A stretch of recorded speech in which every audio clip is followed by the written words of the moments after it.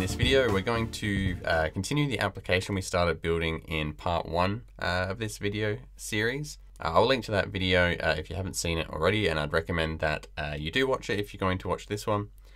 Basically what we've been doing is been building through this party type game, and the idea is that I'm just coding live on screen without any real plan as I go. So we're already quite far into building it. So far we have the ability to click on the screen, and every time we click it changes the question and also changes the background color as well. So in order to finish this application up, there is still a few more things we need to take care of. I wanted to center this question in the middle of the screen so it looks a little bit better. I wanted to load in the data from some kind of external source or from a JSON file or something like that. Right now the questions are just hard-coded into the page itself. And then we'll probably look at refactoring the application a bit and making it just a little bit better code structure-wise. So let's start off with probably what will be the easiest thing, and that's just centering this question. So to do that, let's jump into the code, and what we're going to do is add a container around this. So we'll just use a div, and we're going to give that a class of question container because we're going to need to style that. And so basically what we're going to do here is make this div take up 100% of the width and height, and then we're going to use a flexbox to get it centered. And so I'm not going to have time to get into what flexbox is and why we're using it and how it works, that kind of thing. So I will I'll find something to link to explain the concept in more detail. But basically what we can do now is add a style in here for question container. We're going to set the width to 100% and the height to 100%.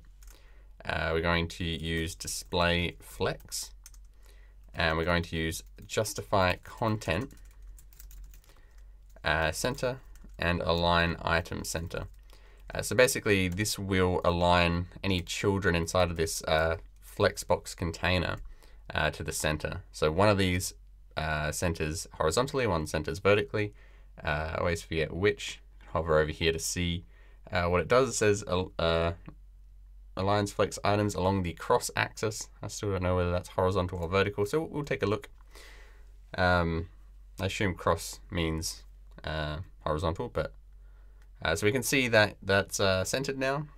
And just for curiosity's sake, let's inspect that, and we'll see. We'll untick justify content. Yeah, so justify content is the horizontal one, and align items is the vertical one. And just a quick note, the reason we are using this div now, previously in Ionic 3 we wouldn't need to do that. Because if we take a look in this shadow root here, you can see that we have this inner scroll div here, and somewhere inside of that we have where our content actually lives. And so in previous versions of Ionic we could just target this inner scroll div, or whatever it was called at the time, apply flex to that and align items that way. But since we have the shadow DOM now, this sort of stuff is protected, so we have to create our own container and style that instead. Okay, and so before we're done with the styling here, let's just maybe add some styling to the h3 tag itself here. So let's see, can we add, is it already bold? Or we can make it a little bit bolder with font weight bold, and I think maybe we'll also add a text shadow. So we're going to use this little tool here to create the text shadow for us. So let's just do an offset of 1 and 1, and maybe we'll make it a little bit more gray, just slightly. Okay, we'll go with that. I just wanted the white to stand out a little bit more on the colorful backgrounds. So I'll just copy those styles I created and add them to my SCSS file here. Okay, so now I'm pretty happy with the styling of the application. We're going to move on to loading the data from a JSON file. So we're going to add this as a static asset to our application here. You could host this JSON file on a server somewhere and load it in from there, because we're just going to be loading it over an HTTP request. You could even have it as a dynamic response from the server rather than having a static file, but we are just going to load it from locally in our application. So I'm just going to create a file in here. I'm just going to call it questions.json. And then rather than defining the questions in here, we're going to move those out into our JSON file. So for now, I'm just going to copy those over here. We're going to have to format this JSON correctly. Let's just try and create the JSON and see if it works. Hopefully, don't mess up the syntax. So basically what we want is just a single questions array here. And we're going to just add our old data inside of that. So we should be able to just add this inside of here. And I think that formatting is correct. The syntax highlighting is really weird there. So what we can do, sometimes I just use a JSON validator. So if you just Google JSON validator, you can just dump some JSON into there and it'll tell you if it's correct or not. So we'll just paste that in there, click validate JSON. Now we do have an error there. I'm not seeing what's wrong there. Let's go back into here. Oh, yes, I think I forgot to change all of these into, these should be strings. And I'm just going to change all these into double quotes as well. That's syntax highlighting certainly looking a lot better now. So let's copy that back just to check into the JSON validator. Hopefully now we have valid JSON, and we do. Okay, so that is all sorted now. So we should be able to just load that into our application now. So what we're going to do for now is jump back into the home page file, and I'm just going to replace this data here with the JSON data. So rather than just setting this.questions equal to that, what we're going to do is we're going to make a call to load that data. And so we're going to need to use that HTTP service here, which means we will have to add it into our app.module.ts file. So we actually need to import the HTTP client module. So we will import that now from @Angular HTTP common. Is it? Sorry, @Angular common HTTP. Yeah, there we go. And then we want to add that to our imports as well. So we'll just add that down here. And then back in our home page file, we'll import the HTTP client from the same place, from @Angular common HTTP. And then finally, we need to inject that into our constructor. So we'll say private HTTP client, and now we can use it. So now we'll just launch just a simple GET request to that data. So we'll need to run this.http.get, and then we need to supply the URL to that file. So a lot of people will be used to just using URLs for servers, example.com / whatever. But we can also just load files locally as well. And so to load from the assets folder, we'll just need to say assets / and it's just in the root folder there. So questions.json, and then we will subscribe to that. And we'll just log out the response and take a look at what sort of data we're dealing with there.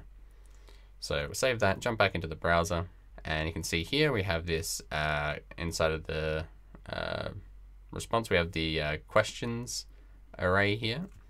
So all we need to do then is just assign that to our questions class member here. So I'm going to change this response to questions, and then I'm going to assign it to this.questions. Now we can delete this. Okay, so that's not letting us set that on there. It says it's not assignable to the type party question.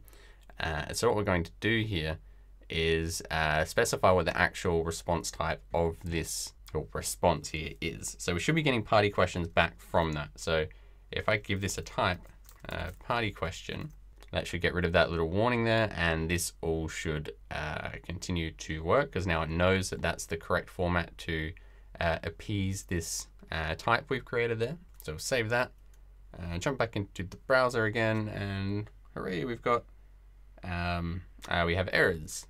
Now I assume what is happening here is that we this takes some time to run, right? So we don't have any data in our questions or our active question here.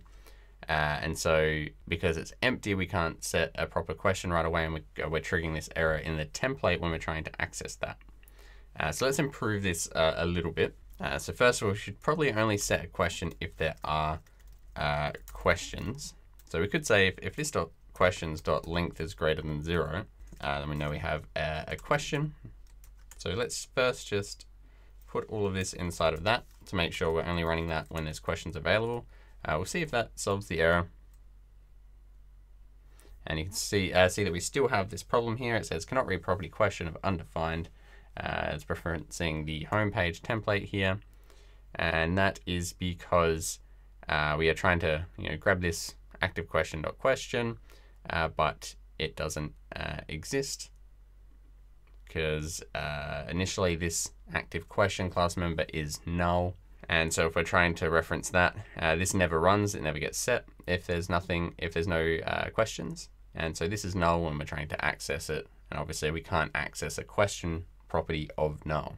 And so there's sort of two ways that we could deal with this here. I guess what would probably be accepted as the better way would be to initialize this question with just some empty data. So you could say this.active question equals, and we just have to use our format. And so a question is an object with two properties there of a question and a background. So we could just say question, we'll just have an empty string for that, and background, we'll just set it to say white. So this is now initialized with just some default data so that we have something to use in our template. So hopefully if we refresh that now, you can see that works. We're no longer getting that error there. But as you can see, we still have some problems there. It's not getting set correctly now. And so what we want to do here, and I will explain that other option as well that I just mentioned. But first of all, let's only set this.question after we have set the response there. So just to reiterate again, with this here, when this response runs, let's say we're running ng on init, what happens here is, this request here will be read. It's like, okay, we want to send a request off to load this questions.json file. So that request gets launched. In the meantime, the code continues, and it's like, okay, let's run this.setQuestion now. Now this code will run, and the data isn't ready yet. And then after all of this is run, then this request here will finish. It comes back and it says, okay, I've got these questions now. Now I'm setting them on the questions class member. But by that point in time, this is already run, and our whole setup here doesn't work anymore. So if we only run this after we get that data, so we'll save that, jump back into the code again. And so we still have, I'm actually surprised we still have a white screen here. Not sure what is happening. Let's check the terminal here. There's nothing wrong there. So obviously I'm missing something here. So this is a good opportunity to debug, I guess. So let's see what this.questions is when we trigger this function here. So I'm expecting to see that question data loaded, but I'm suspecting that for some reason it isn't. So let's just see. We'll run that. So we do have that data there. Let's see if that is actually running. It's a good tried and true method of just randomly putting console.log statements around the place. So that's not running. Is that the length? Am I missing something obvious here? The length is undefined. I must be going crazy. Why can I not access the length of the array? Oh, because it's actually not an array. It's the arrays inside of that. Okay, so I think it's actually a we're getting an object, not an array. It's an array inside of an object. So let's just we can check that by running type of what do we have here? Questions. Yeah, so we're getting an object back there. Yeah, so sorry for the brain fart there, but yeah, so this is returning an object with the party question inside of it. So this does make things a little bit more difficult for us, I guess, because if we just say this is If we get rid of this type here, we'll change this to just the response because it's just the response of it's the entire response object. I guess we're getting the entire JSON there, not just the questions we want. So if we change that to just a generic response there, and we want to load res.questions. The problem here is that we don't know the type of this the response that's coming back there. So I guess an easy way just to get around this is just to use the any type here, and that's going to get around that problem for us. I'm going to just do that for now because I don't want this video to run too long, but I guess the better option there would be to create a proper interface for that. But in any case, if we set this.questions to res.questions, then we call this.setQuestion method, we should have something working here. It looks like it is, yeah. So we can now load in that data dynamically, even though it took us a little bit of playing around in there to get that working. And so just clean that up a little bit there. And whilst we're here, why not we'll just, we'll come into here and we'll make that, oops, let's close something. Anyway, we'll export another interface here called, say, party question response. And this will just contain a single questions property, which will contain an array of party questions. So we'll save that. We're going to have to import that as well into our page here. So we'll import party question and party question response. And rather than using any, we will use party question response instead. So if we save that, we have a proper type now, and everything hopefully should all still be working. And it does appear to be. Surprisingly, I do still have some battery left on my laptop. So let's clean this up a little bit. So I think I mentioned in the last video, you don't really want to have all of your logic all in your page code here. It's better to separate this stuff out into services. So what we want to do is just sort of outsource this handling of loading questions from the JSON file and stuff like that to an individual service. So what we're going to do here is we're going to stop serving. We're going to run Ionic G service, and I want to create that in services / what do we want to call this? We'll just call the service questions. Okay, so we'll have our new service generated here. And so now what we want to do basically is just poach some of the stuff that's currently in here and put it into the service instead. So I want to have a method in the service that's going to set the question, or it's going to return the question.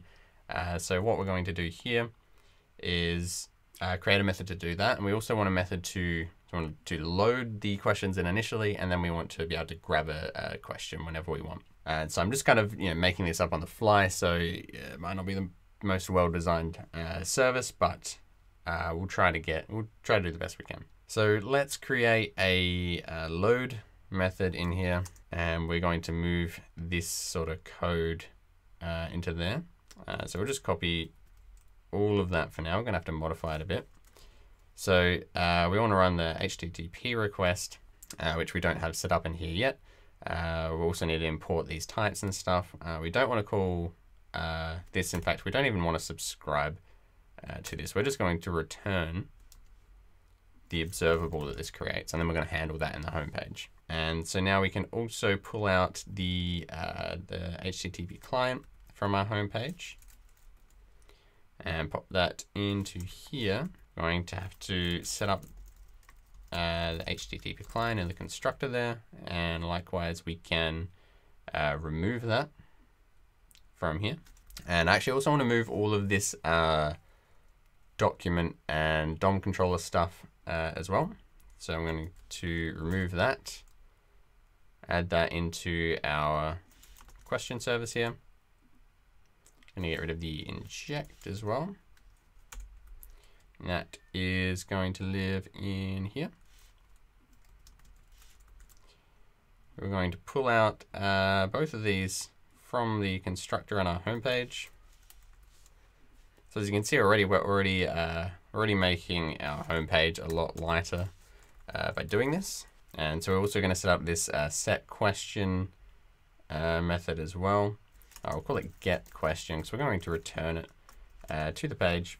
And actually, while we're here, let's also grab those interfaces so we can make use of those. Okay, so let's see, what do we want to do here exactly? So I can just return the observable from that. We can load the data and handle setting it onto the questions in here.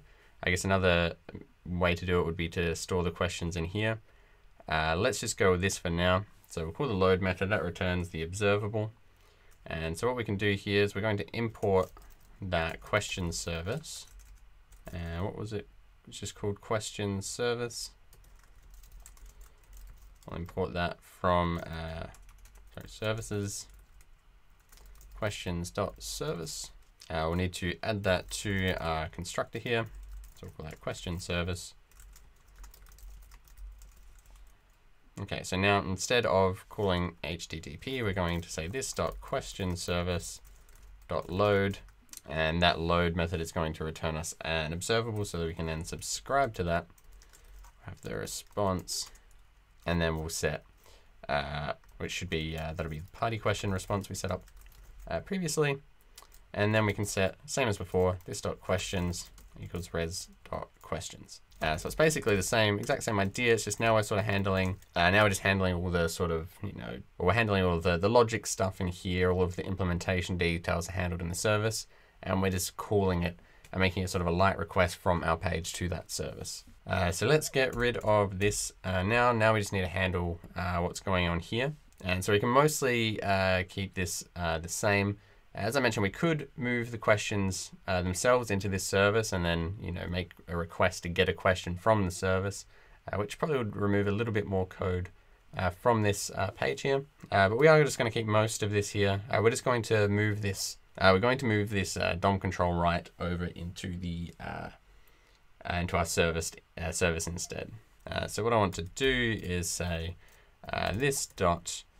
We're going to call this. Let's call it set background color.